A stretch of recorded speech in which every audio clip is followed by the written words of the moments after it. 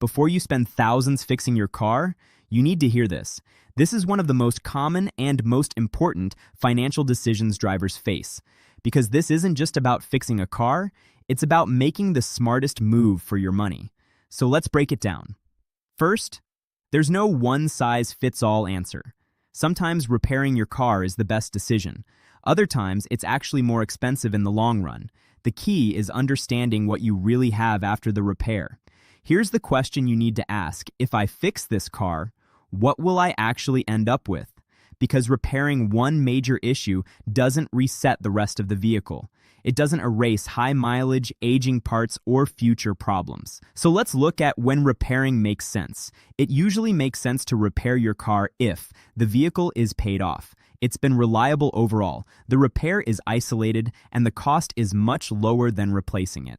In that case, fixing it could give you more time without taking on a monthly payment. But here's when replacing might be the smarter move. If your car has repeated problems, if you've already spent a lot on repairs, if the repair cost is close to the value of the car, or if you simply don't trust it anymore, that's often a sign it's time to move on. Here's a simple rule to follow.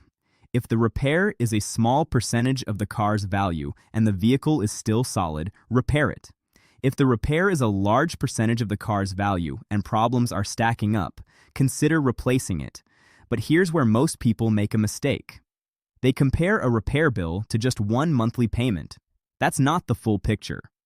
A replacement vehicle also comes with a down payment, taxes and fees, higher insurance loan interest, and ongoing costs. At the same time, repairing your current car might give you another year or two without any payment at all. So the real question is, which option costs less over time, not just today? Now let's talk about mileage. A high mileage car isn't automatically a bad car. If it's been maintained well and the repair is isolated, it may still be worth fixing. But if it's breaking down often or multiple major systems are wearing out, that's a different story. Now, if you're stuck, here's a simple way to decide. Step 1, find out what your car is worth.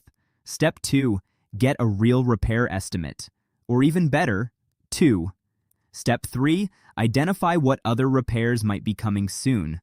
Step 4, compare that total to the real cost of replacing the car. And step 5, ask yourself, would I trust this car after the repair? Because that answer matters more than anything. At the end of the day, if fixing your car gives you reliable, low-cost transportation, it's usually the smarter move. But if it keeps breaking down, costs keep stacking up, and you don't trust it anymore.